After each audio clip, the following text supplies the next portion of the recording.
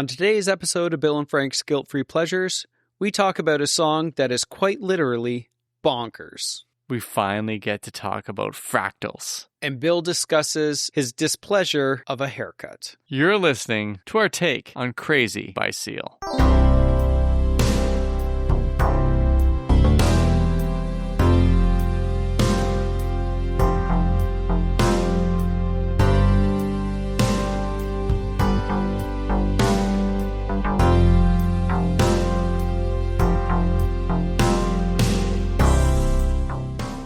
Frank, I have a question for you. In a world full of people, why do only some want to fly? And do you think that's crazy? It is a little bit crazy, but as someone who himself is afraid of heights, that perhaps not everyone is comfortable flying. I don't think I would be. One is, if everyone was flying, there'd be the traffic. Two, there'd be the birds. Three, it's colder up there. Okay, you're talking about like physically people, just their bodies flying, not like in planes or anything like that. It'd be a total like traffic jam. I think there's a lot more room up there than you think. Ah, good point, yeah. So I don't think it'd be quite as bad as what you might believe. You bring up an interesting point. Why is it that only some want to fly in this song? Well, I wasn't expecting the question to come back to me. But, well, let me answer your question with another question, Bill. Yes. Oh, I thought that I had already done that. Right, I got what you're doing. Okay. Well, I believe the answer, Frank, is we all gotta get a little crazy. But we're never gonna survive unless we get a little crazy. So we're never gonna survive unless we are a little crazy. This sound, I know we've said this before, but it truly did sweep the nation. And I mean like the world. Early 1990s, this sound of crazy was everywhere. I found it to be a little bit more unique, though. I didn't think that it was as ubiquitous as you might believe. What I mean is the song was everywhere. Oh, yeah, the song was absolutely everywhere. It's a bonkers great song. Yeah, and I feel I heard it on like every station on the radio. Yeah. And I feel like after this song came out, people started emulating it more and more. It's interesting because the song comes out in the early 90s. It's recorded in 1990. Seal's first album comes out in 91. And at the time, and we've talked about this before, grunge is coming out. New Jack Swing is a big genre of music at the time. Rap and hip hop is really sort of coming around and becoming more and more popular. But this sound, which has that trip hop house kind of feel to it, and Seal got into that early in his career, I found it really unique in the face of everything else that was really, really popular. And the sound throughout the song and the music is very eclectic. Yeah, it's incredible. I'm just looking at the Wikipedia site, and it was released in the UK on November 26, 1990. So it was actually released like 6 months, I think, before the album came out. Before the album, yeah. So there's pretty fascinating history here. We've talked about Seal before. Yes. In our Kiss from a Rose episode. And so we're going to just highlight what brought him to this song and what went on around it. Seal had a primary school teacher who encouraged him to pursue singing. I guess he sang I Can See Clearly Now, the Johnny Nash song, in class or at a school function or something like that, based on the encouragement of this teacher. And as a teenager, he kind of looked at his singing ability as more of a hobby or a party trick. So he didn't really ever take it seriously. He had a girlfriend in his early 20s that ended up buying him a drum machine and a recorder and basically said, get on with it. Stop wasting your time. And another cool thing about Seal is he, much like myself, has a degree in architecture. That's right. In order to impress his parents or to please his parents, this is that classic first generation in a country sort of deal where his parents wanted him to be like architect, doctor, something like that.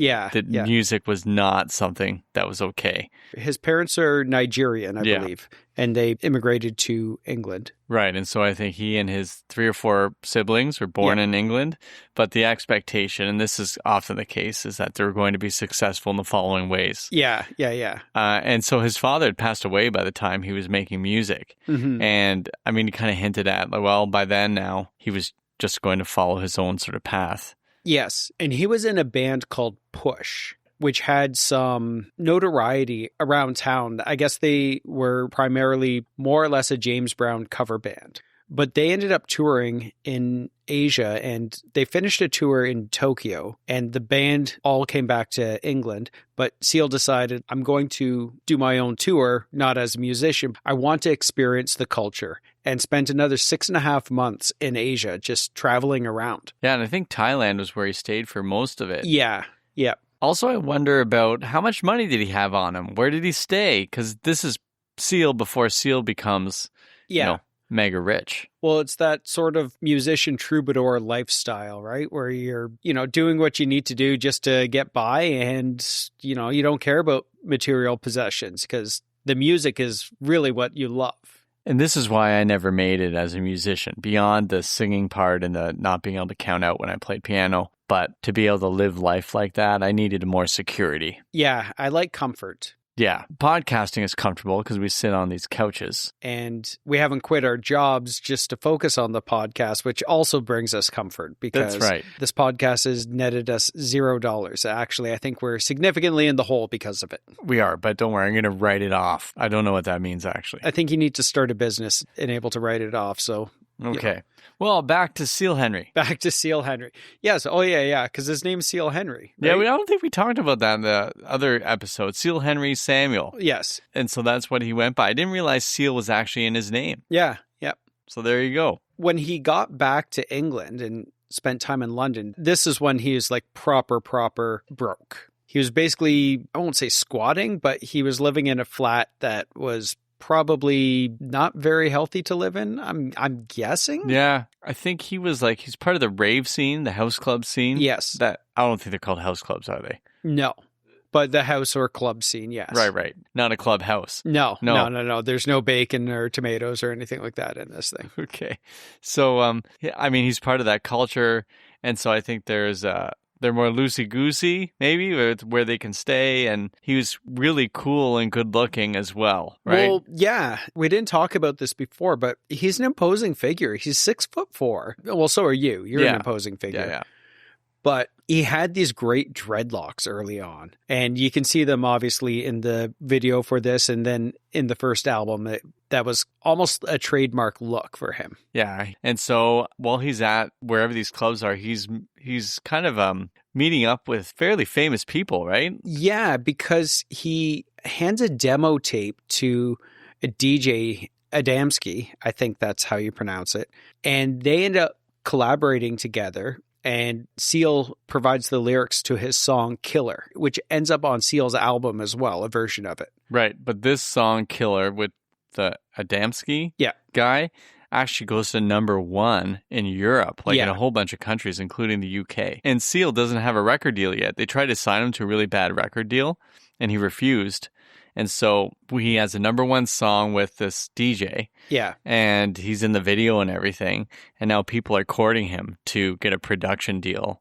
Yeah. He signs with Trevor Horn's label. We've talked about Trevor Horn before. Horn from the Buggles, yeah. Yes. And he's still kind of honing his skills. And so somewhere along the way, he is working on writing again. He was written before, but he felt like he needed to find his own voice. Yeah, he said that previous to the song Crazy, all of his songs were just too long. Right. And so he taught himself how to play guitar by hanging out in the studio. I think it's the studio where Trevor Horn was. And he learned to play guitar by borrowing the instruments of other people in bands who would leave them behind while they were somewhere else. And so he ended up writing Crazy on the guitar. And a lot of the inspiration for Crazy comes from what was going on in the world while I think he might have been in Thailand or just afterwards. You had the Berlin Wall coming down and you had the Tiananmen Square. Tiananmen Square was 89, I think, wasn't it? Yep. Yeah. And I guess that's also Berlin Wall. Is that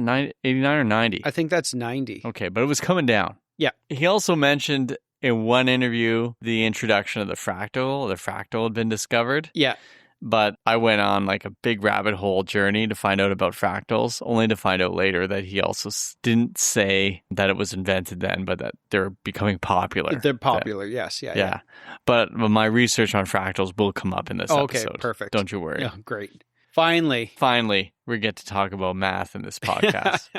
So fractals, the Berlin Wall, Gorbachev, Tiananmen Square, they're all going to be in this song. Yeah, which is crazy, quite literally. Exactly. Yeah. Through the writing of the song and the production, Seal knew that he had a hit on his hands. And it took, I think, 2 months to put this song together. Yeah, 2 to 3. So Trevor Horn said it took forever. And there are other people involved in this sort of process of the team. You have Seal, who wrote the lyrics and the melody. You had Trevor Horn, who is pushing for a middle 8 that's going to nail it. So the bridge is Trevor Horn's move. Yeah. But Seal writes the bridge, but it's Trevor Horn who makes that happen. And then there's another guy with one of my favorite names. Guy Sigsworth, yes. That's right. I mean, he sounds like a made-up name. That if you were under pressure, you'd just make something up. You'd say Sigsworth. Yeah. And he was like a songwriter or musician. He is both, actually, from England, but he was in the Netherlands or something. He's just coming back home, and he was kind of a savant with the computers. So he bought an Atari computer. Those were a thing. And a Roland sampler. And he met Seal, like maybe through the clubhouse scene when they're hanging in the clubhouse. Yeah. This is getting worse. I'm thinking treehouse, but now I'm also thinking of a country club. Yeah, with a bunch of you were referring ravers. to like a clubhouse sandwich earlier. Yeah. So at the clubs, he meets Seal. He finds out about the song somehow, and he says, I know the sound you're looking for. You're not able to get it, but I can get you those sounds. So he's the guy who gets those sounds that I was talking about earlier. Yeah. That became like the sound of the early 90s for me. Mm-hmm. So that's Guy Sigsworth behind it.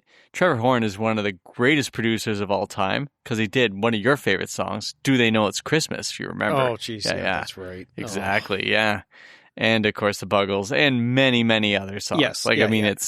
It's a joke to pretend it's just Do They Know It's Christmas. He did a ton.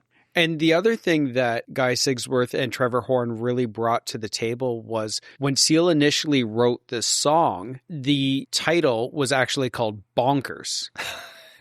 So the song was bonkers, and they suggested that he change it to crazy. That's right, yeah. Which is bonkers to me. Yeah. Well done, Frank. I'm not entertaining this. Whatever you're workshopping this joke, I'm sure there are people out there that appreciate it, and I will let them appreciate. One of the cool things with this relationship that Seal has with Trevor Horn, the Buggles had broken up and obviously weren't touring. But when they went back on tour for the first time in 2023, they ended up opening for Seal. That'd be awesome. That's kind of cool, awesome to see.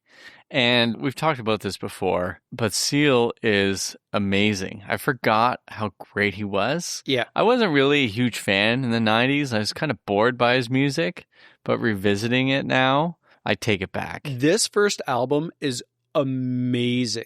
It is so good. Yeah, I had the tape, and I remember getting off the bus and walking down the street to my house after school. If I had this tape in my Walkman at the time, I would rewind and re-listen to the bridge part, the instrumental, the drum portion of it, and we'll talk more about that because it's just amazing. And I remember my pace, my gait would change because it was driven by these drums, and I would get goosebumps listening to it. Wow. I still get goosebumps when I hear this bridge.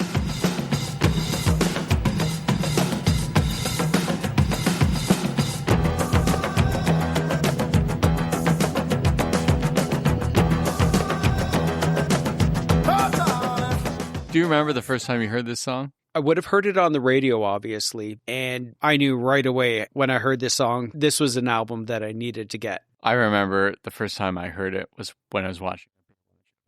Oh, yeah, that's right. It was on Baywatch. That's where it came for me. So yeah. Memories of Shawnee and this song. Yeah, okay. All merged together for me. And so in my case, I was going to come here to complain that he never did another song like Crazy. Yeah. But that wasn't actually true because I started listening to his albums. But what I found out was that once they knew he could sing a ballad, Kiss from a Rose is crazy. Well, this song's crazy. This song's crazy, but it's bonkers, yes. Frank. It's bonkers how amazing it is. And there's a whole videos on how perfect the song is. But once people knew that... There's a podcast on how perfect it is, too. Yeah, that's true. That is a really good one. Yeah. Once they knew he could do that, that's what they put out as singles. So they never really did a single quite like this song. Yeah.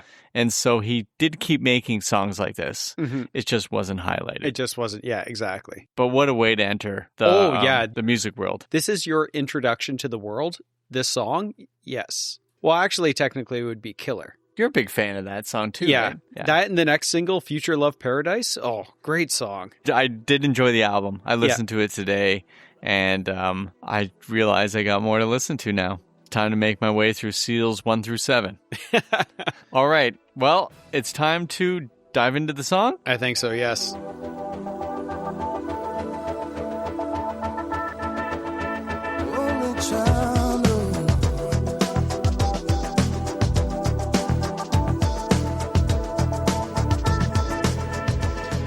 There is the sort of ethereal. Yeah, that's the word. He's going to tell us some things. He's going to sing lyrics that I hope you and I can figure out. Yeah, some of them I get, some of them I just don't, and some of them are completely misheard for me. Okay, here we go. Once we get the ethereal sounds, or the 1990s sound that was going to sweep the nation. Yeah. Here's what he says. In a church, by the face, he talks about the people going under. Only child know.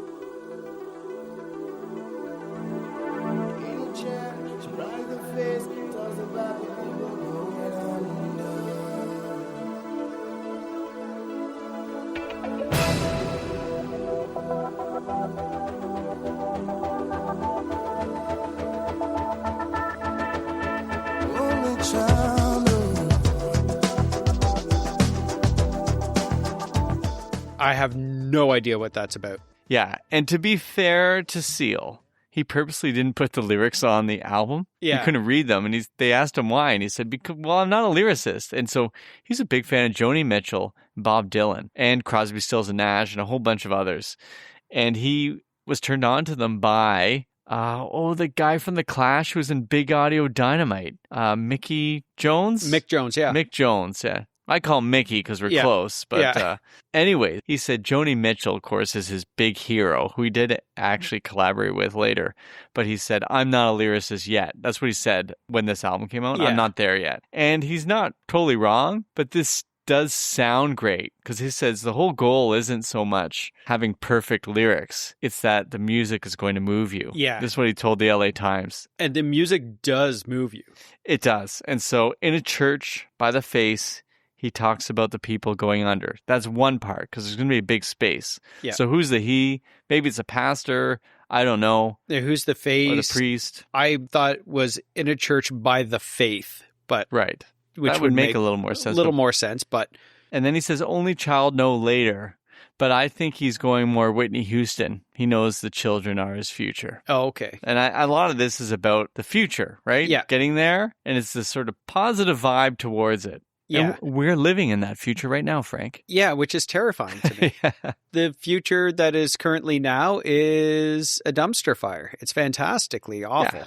Okay, well, that's great, Frank. That really sets us up for a real positive tone here.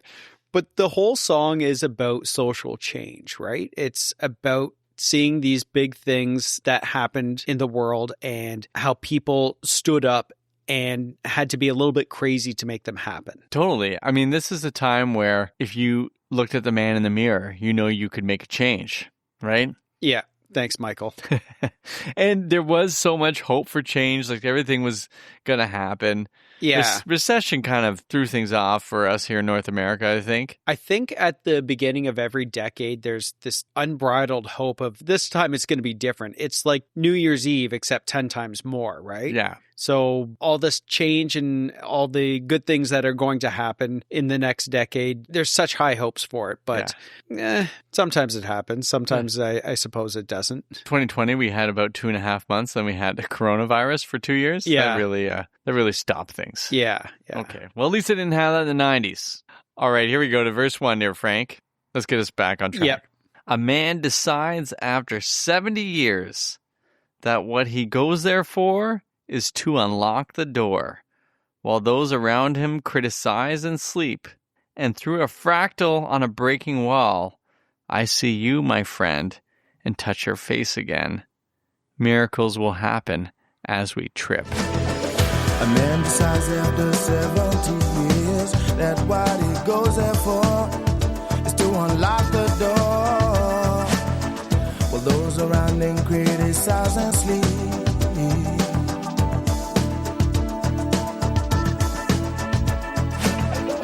Through a fractal on a breaking wall, I see you, my friend, and touch your face again. Miracles will happen as we dream. So the first part of A Man Decides After 70 Years, that's a reference to Gorbachev going to meet the Pope in 1989. So it was the first time in 70 years that somebody from the Soviet bloc had any sort of dialogue with the Catholic Pope. Exactly. And I know you're on Genius there. Yeah. And that was Seal actually wrote on Genius explaining his lyrics, which is very funny to me. Yeah. It's very helpful too. Yeah. Very endearing actually too. He's like, all right, I'll just let you know, which is going to help us as we go on in the song. Yeah. Because my thought when I first heard the song or when I listened to the song, it was more trippy than that. It was like after 70 years, like an old man has to follow the white rabbit or whatever. Something like that, yeah. And it wasn't necessarily like a 70-year-old man. It was like after 70 years of something, you have to go on this journey. And I thought at the time that it was a little more trippy because it references a trip later and then it references pills later. There's a lot of drug references in this song. There is. And the 70 years feels very biblical number, like you're coming out of an exile or something. Yeah. And I mean, in many ways it is, right? So you have Gorbachev being the Pope. Mm-hmm.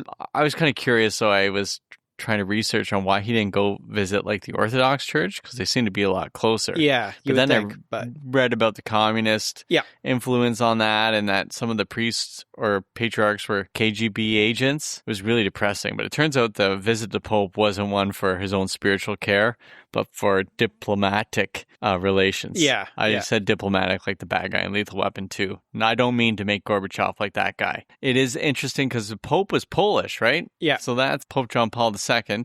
And Poland wanted to leave the Soviet Union, which they ended up doing. Yes. Yeah. But Gorbachev had his... I mean, I don't want to dive into the history because I'm really bad at it. We're getting really historic here. Yeah, I'm just setting us up for our 15-minute talk about fractals coming up here, Frank. Yeah, looking forward to that. Well, those around him criticize and sleep. And so there's a classic sort of, I think there's a proverb, I don't know if it's a Buddhist or a Hindu proverb, but let those who sleep, sleep, and those who are awake are... That's as far as I got remembering the proverb, but they're the keepers of the dreams of the hopes of the future. Does that make sense? I made that up, but it sounded profound. It sounded profound. I was wondering if this is more of a commentary in the sense that those around him criticize and sleep. So people are either criticizing or they're doing nothing and they're just completely asleep to what's going on around them. Right. Yeah, that sounds about right. Yeah. I mean, Gorbachev is in a very positive light here, right? Yeah, sure. Yeah. Next up, I love this. You know I love this part. Well, yeah, because it has math. And through a fractal on a breaking wall. Now, the breaking wall has got to be the Berlin Wall. Yeah. And then through a fractal is such a great term, like almost like the breaking of the wall creates a fractal. Yeah. And then fractals are really tough to talk about. They're so complicated to me. Like you zoom in on a fractal and you get the exact same image you had if you had zoomed out. Yeah. That's a sort of general idea. Mm-hmm. It's computer generated, right? It is. Yeah. And especially, I mean, this is why they became popular. So fractals have been talked about since Leibniz, way, way back during the calculus days. Mm-hmm. A couple hundred years before, but they were slowly sort of getting an idea about what this meant. And then by 75, fractal gets coined. Once computers started to get more powerful, they could create these fractal images really easily. And then that's when people started to go wild about fractals. Yeah, because in the early 90s, like with the advent of screensavers, right? Because a lot of screensavers were fractals. Yeah. Fractals are awesome. Like, I do love them. They also give me kind of nightmares, but they also seem like things that people who are into acid house music and maybe acid itself would be into fractals. Does that sound mean or does that sound... No, I think that's apt. Okay, good. But besides the fractal, the line, I see you, comma, my friend. I love that line. This is my favorite line in the song. I see you, my friend, and touch her face again. Yes, so that's coming through the wall, Oh, my right? goodness. Yeah. The idea of wholeness between the East and West. And seeing that our political divides you could cross. And, of course, we're in such greater times now. Oh, right? yeah, absolutely. But despite saying that, miracles will happen. But then he says, as we trip, I'm like, okay, that's a drug reference? I think that's fair to say. Probably, yes. Yeah, okay. All right. Well, we'll come on more. I mean, there's lots of ways you could talk about it, but I think for him, he's a young guy. Yeah. And different times. Unless it was just a function of trying to make the lyrics work. It's like miracles will happen as we journey. Too many syllables, right? That's right. What's a synonym for journey? Trip. So maybe that was it. Yeah. If we're going to be a little innocent here. That's right. That's right. Let's jump to chorus, hey? Yeah. Okay. But we're never going to survive unless we get a little crazy. No, we're never going to survive unless we are a little crazy. But we're never gonna survive unless we get a little crazy. No, we're never gonna survive unless we are a little crazy.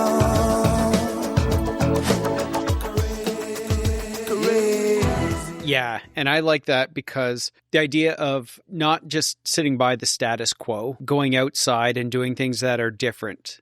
And that's the way change is made. Yeah. The only way we're going to survive is by changing and evolving and growing, right? Yeah, and that's a big thing for him, that you have to be crazy. You have to go crazy to actually make things happen. And he, over the last couple decades, defines craziness in all these different ways. Mm-hmm. But there is a truth to it that you have to go beyond. Gorbachev is crazy for doing what he's doing. Yeah. The kids are crazy all the time, but they're our future. And then all these different things that are going on would have sounded crazy to somebody. Yeah, exactly. 40 years earlier. Yeah. But it's the line, we're never going to survive, is really important because we're on our way to destruction unless something Unless we changes. make some changes. Yeah. Oh, man in the mirror is starting to come into my head. Well, it shouldn't. You should be thinking about crazy here. Yes, that's right. That's right.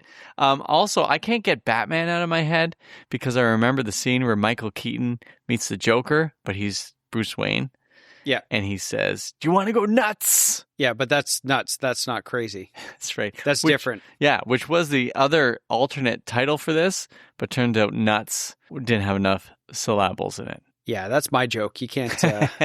I got ahead of that one, huh? Okay, the sounds behind the chorus. I don't have words for whatever he came up with on his Atari and Roland sampler. There's a lot going on, but throughout the song, there's a very funk-driven guitar and bass that's happening. Yeah. Just amazing. And then those like sample sounds like... Yeah, like Transformers. Totally. I swear I could hear like either a drain going or something early in the song when I was driving in the car. I'm like, what's going on? Is something wrong in my car? I'm like, oh no, that's just whatever sample they're using. Yeah. Okay, verse 2. Things get complicated. A little problematic. Yeah, that's the word here.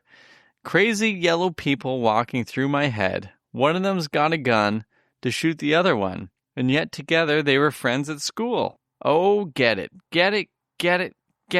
No. If all were there when we first took the pill, then maybe miracles will happen as we speak. Crazy yellow people walking through my head. One of them's got a gun to shoot the other one. And yet together they were friends at school.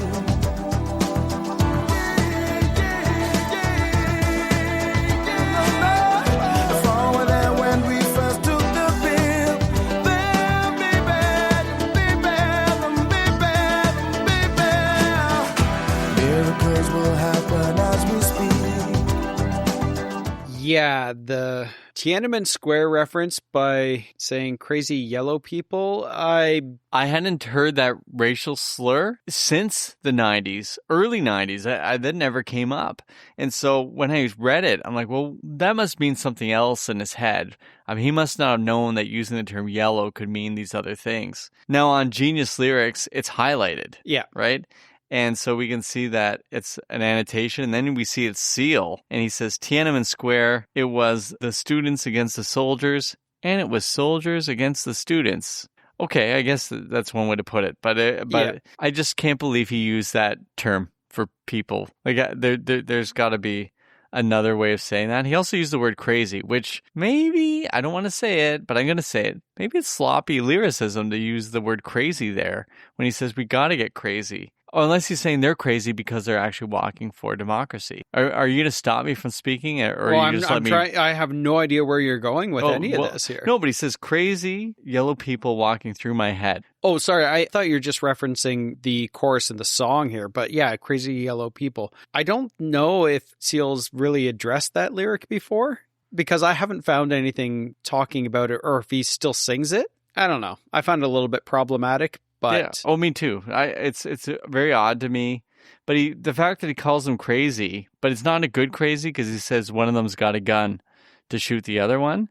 And so maybe it's the crazy that you need to be to make the change because there's that image of that student standing in front of the tank, right? Like, oh, yeah. That is just bonkers to me. Yeah. The whole idea of being able to stand in front of that vehicle of destruction and you don't make a difference to that tank at all as a person, right? Yeah. So that act is crazy, quite literally crazy, but it strikes such a powerful image and what that protest and what that demonstration did, right? Bringing attention to what was happening in China at the time. Yeah. It's wild. I remember watching it on the news. Yeah. I didn't know what to make of it. Okay, so we're moving past Tiananmen Square here. Oh, get it. No. If all were there when we first took the pill, then maybe, he says maybe a few times. Yeah. Miracles will happen as we speak, not trip this time, even though it's the pill. Yeah. Which is... Again, another reference. Seal even says it's a drug reference. Yeah. Can you read what he said there?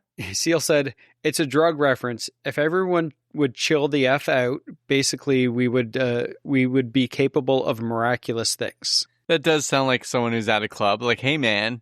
Yeah. Hey, man, here's the answer. The misheard lyric I had was, then maybe. I thought he was just singing baby, baby, baby, baby. It did sound like baby because he said maybe so many times. Yeah, so yeah. That's fair. I like the idea that miracles are possible still. And his view is like, if you just relaxed, miracles happen. And so for him, it's also kind of passive. Like, take a pill, take a chill pill, right?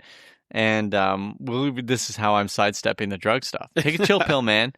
And then suddenly the miracles will happen. They're waiting to happen. We're just getting in the way of it. Yeah. Crazy. Bonkers. And so we get to that chorus again. Yep. That is so infectious. Like, I just heard it in my head all the time. Because he changes his tone a little bit when it comes to the chorus. The way he sings seems to soften just a little bit. Because he's going through all these examples of what's been going on in the world. And he seems very, very serious. But then here's the answers. Like, we're not going to survive unless you get a little crazy. I don't know. I love the way the song just plays together.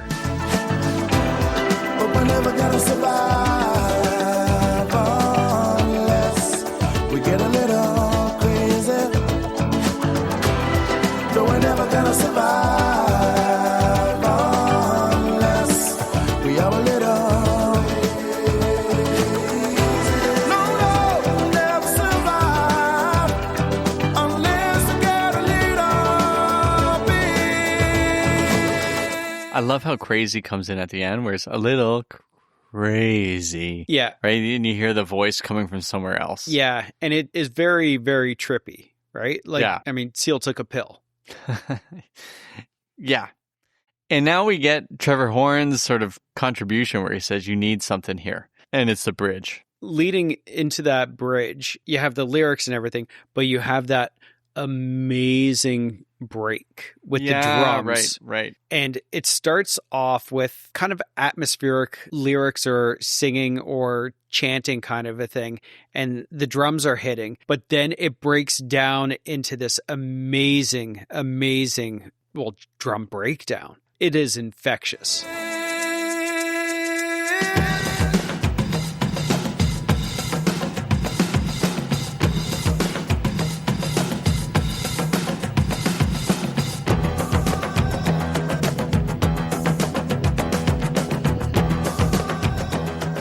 it can take you to whatever place you want to go in your head, right? Like to me, this is a transportive song. Yeah. That is when I hear it, it brings me to like locations that I create in my head. Like it's a soundtrack song.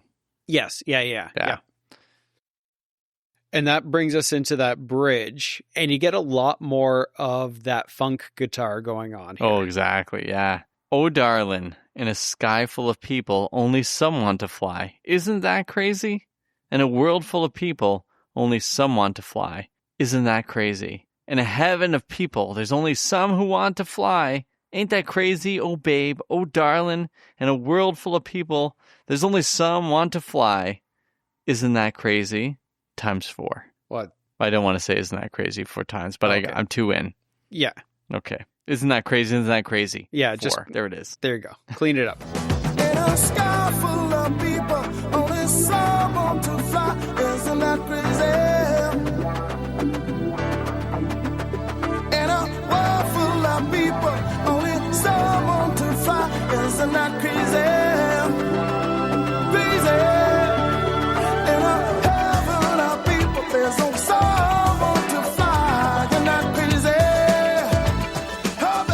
It is an interesting bridge for how he plays with terms. He has a sky full of people, only some want to fly. Well, if they're in the sky... But some of them don't want to be there, maybe. No, that's right. Only some want to fly, but they are flying. Yeah. Okay. And then he has in a world full of people, only some want to fly. People who would rather sleep, the whole Gorbachev thing. And then in a heaven of people, which I guess is another term for sky, or he's just... I don't know what he's saying there. What does that mean, he's not Frank? a lyricist, remember? It's such an easy out. We're not lyricists either, I guess, when we get our words wrong. Not at all. But I like the sentiment of it, that in a world full of people, or a sky or a heaven full of people, only some want to fly. Isn't that crazy? That's the question being asked. Or that's the statement. Isn't it crazy that out of all these people, there's only some of us that want to change? Right. Frank, do you want to fly? I mean, other than my fear of heights, yes, absolutely. Right. Do you believe you could fly? I believe I can touch the sky. Think about it every night and day.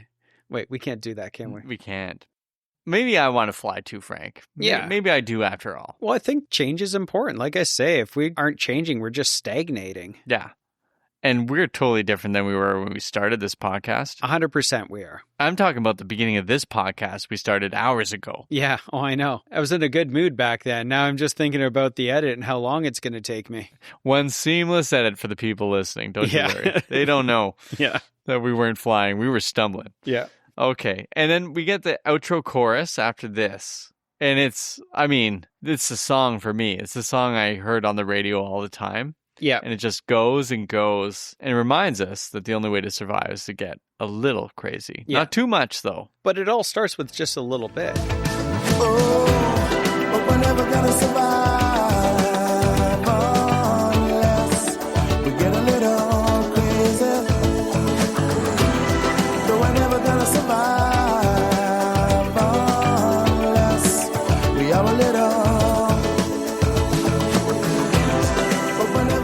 So we're talking about the single version that would have been on the radio that everyone heard. But on the album, there's an extra little outro.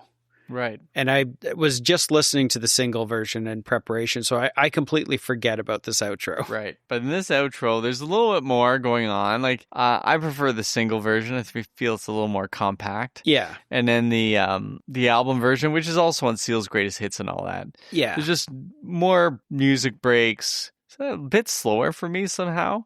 But the outro might be like the Lord of the Rings thing, where you say, oh, you got to watch the extended version. They give you the info you need. And so here's the outro.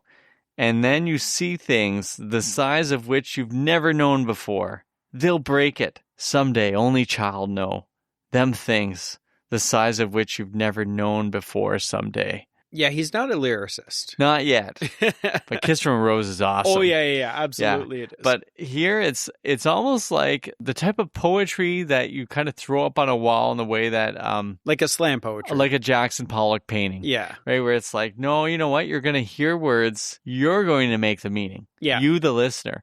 And I used to bristle at that as a young, kind of a conservative reader of poetry back in my early university days. But now I'm okay with it. You know what? There's something there when it's like you're going to see things bigger than you've ever known, but they'll break it. Only the children will know. I know he says only child will know, or he just says only child know, which is odd, but musically it works. And then there's things out there in the future that are going to be broken. It's pretty cool. Yeah. It works, even though it's a little confusing. Yeah, I don't think I'd give it a great mark if I was marking it, but also I'd feel guilty marking it because I don't write poetry. Yeah. So let's get guilt-free here.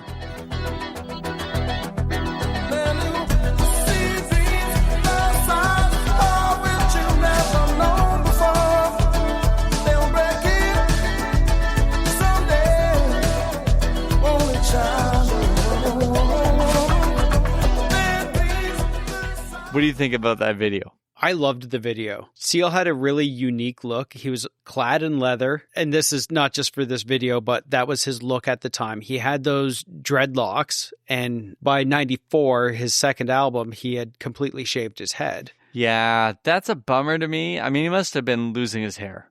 No, he was just tired of taking care of the dreadlocks. Okay, wait a second here, Frank.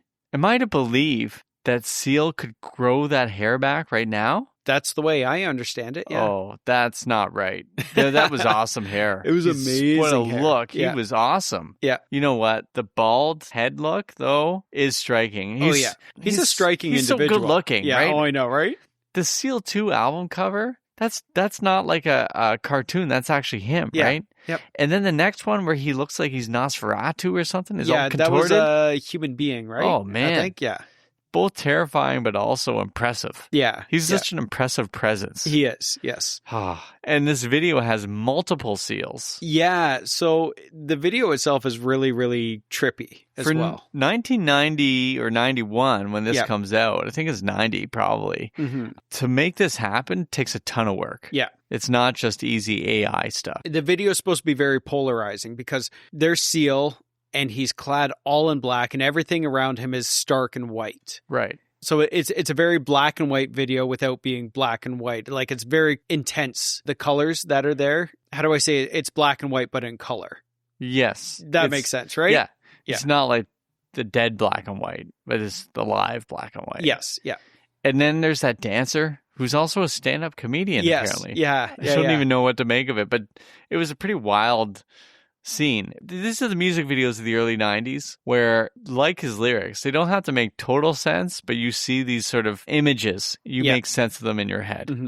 What I really loved in the video, though, is when she's dancing during that instrumental break with that drum breakdown, you hear her breath. Yeah, that is really cool. And that was really, really amazing. I forgot that was what happened there, but it just adds this element to the whole video, and it just makes everything more powerful to me, I think. Totally, because suddenly you feel like you're watching a video, not just the song with images to it, but suddenly you're in there. Yeah. Exactly. It was really surprising. I didn't realize that until today when I was watching it. But the end with him holding that white bird, what are you doing? The dove, yeah. He didn't let it free. He's still holding it. Like, when's that bird going to fly? I don't know. Maybe when John Woo directs the video. That's what I was thinking too. In a world full of birds, only some want to fly. Yeah. That doesn't make any sense to me. Well, maybe that's one of the birds that doesn't want to fly. Yeah. I thought the dodo bird was a bit bigger, but maybe it's... It's also extinct, so... Yeah, true. True enough, Frank. That's what happens when you don't want to fly. Yeah. All right, so we like the video. Yeah. Oh, yeah, very much so. I think it was very powerful. All right, I got a category for you. I just made up. Okay. Today. What TV show of this era or beyond, could be up to now, would this song make a great montage sequence for? That's one. This is unfair. I should have told you before. Yeah. Yeah, I know. But now I'm telling you now. You can pretend that you didn't take a half hour to come up with an answer. And then beyond that, you can also pick a movie. So One Flew Over the Cuckoo's Nest. Okay. And then you got to tell me what show or movie it could be in. It could be specific or general, and then what's going on in the scene. I'll start. Okay. Because I just know you this. obviously thought about this. Well, I have. I mean, this is like a Baywatch thing because I saw it in Baywatch. And so this is like not yacht rock, but I saw someone calling it yacht R&B. But it's not that. It's yacht house. Yeah. But because to me, it's like you still play it on it's not even a yacht. It's speedboat house. Yeah. the speedboat is moving through the bay, and this is playing in the background. Now, of course, if you're actually driving the speedboat, you wouldn't hear it. But for the scene, that's what I'm seeing, because that's what I saw originally. Yeah. But it could be in a sort of show where it's a pre-love scene song. Oh, okay. I don't want to get very specific. Melrose Place, because some of the characters there were crazy. Well, yeah. Oh, it could be Michael. Yeah. And Sydney? Yeah. Yeah. Well, I mean, maybe that's their names. I didn't watch the show at all. I like that one. I think this is a good Melrose Place song. Yeah, I think so too. Okay. Frank, did you bring a top 10 today? Yes. So the song made it to number 7 the week of September 7th, 1991. And the top 10 is pretty awesome. Oh, good. Okay, I'm looking forward to this. 10 is I Can't Wait Another Minute by High Five. I actually don't remember that song. I don't either. No, okay. All right, so we got 9 more to go. Let's see. 9 more to go. The next 3 are all songs that we've done. Oh, okay. Number 9, Time, Love, and Tenderness by Michael Bolton. Amazing that was in the top 10 at some point. That it Michael went even higher. I know, but that Michael Bolton was a thing. I might have gone to number 1. Okay, why is that a shock to you? Because in these times, I guess he was always in his 40s to me, but maybe he was younger then. But in these times... Well, yeah, he was, because it was like 40 years ago. That's true. Or 30 years ago. Right. I just think about in these times where they just all seem like the same people. Yeah. Because it's streaming times. I'm not saying it's a bad thing. It's funny that existed. Yeah. Okay. Okay, number 8, Wind of Change, Scorpions, which is another socially relevant song. Yep. Number 7, Crazy, Seal. So, number 6, I Adore Mi Amor by Color Me Bad. Yeah, baby. 3 a.m. Eternal by KLF at number 5. KLF is going to rock ya. Yeah. Number 4, Things That Make You Go, by CNC Music Factory. Unbelievable that made it that high to me too. Wow, okay. Number 3, Motown Philly, Boys to Men. Another episode. Yep. Number 2, Promise of a New Day, Paula Abdul. Oh yeah, I remember that song. That was a great song. And number 1 was Everything I Do It For You by Bryan Adams. Oh, another episode of ours, and that is one mega hit. Oh yeah, massive. Absolutely massive. You were talking to me about another version of this song, because there are versions of this. What was the version you were telling me about? It's by a French singer called Tal, just Tal, and she covers the song, and it's really, really good. I enjoyed it. They didn't go and do that drum break. They did a bit of an instrumental break, but they didn't have the drums. But it wouldn't have suited that version of the song, though.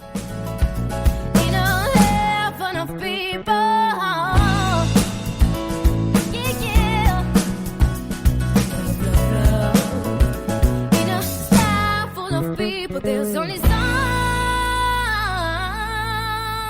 to fly. Isn't that crazy? Crazy. Oh, that's good. Yeah. Oh, that's very good. It's really good, yeah. Okay. Well, let's see if I can up the goodness factor here for you, Frank, or take you down a notch. Well, it depends on which one you do. It's probably going to take me down. All right. Let's go with down. I think it's down. Yeah, that's the Alanis Morissette version, right? Yeah. Yeah. I hate it. Yeah, it's not great.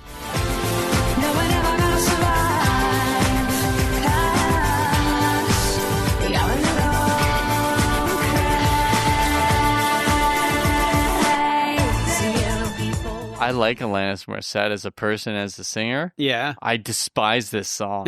It's horrible. It is like a horror show. Yeah. Okay. One more for you, Frank. Okay.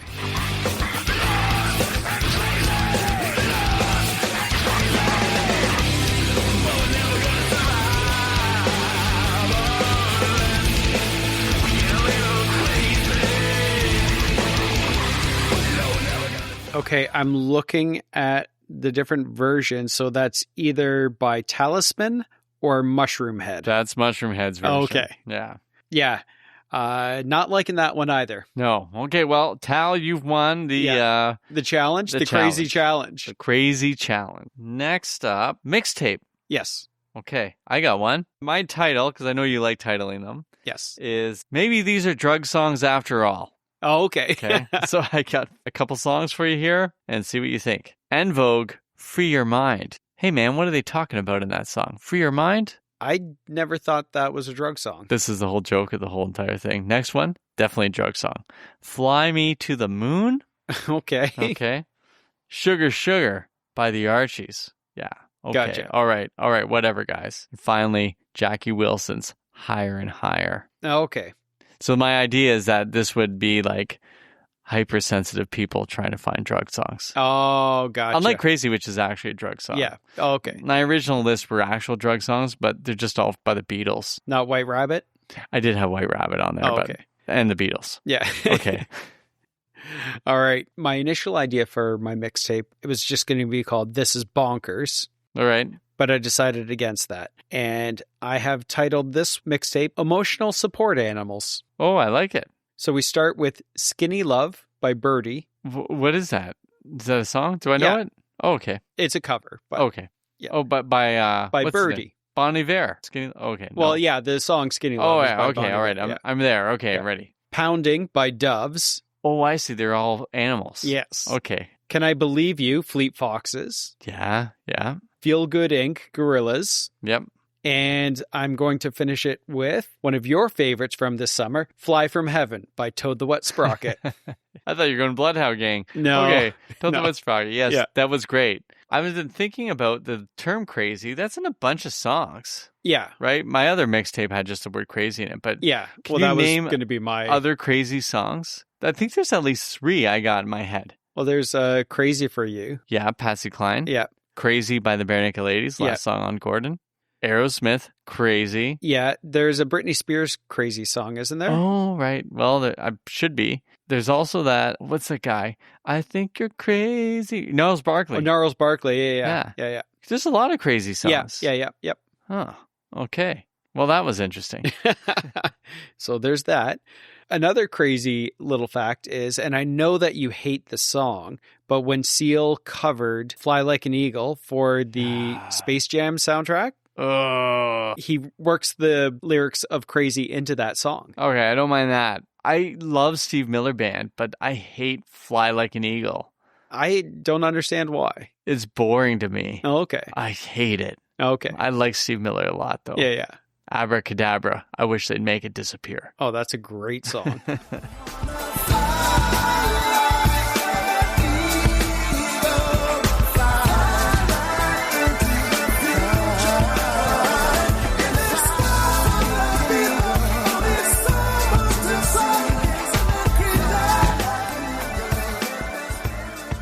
We want to thank you for joining us on our crazy trip through Seal's big single. And we want to thank our listeners for joining us every single week. And we know that in a world full of people, that all of our listeners want to fly. Isn't that crazy, Bill? It's crazy awesome. You've been listening to Bill and Frank's Guilt-Free Pleasures.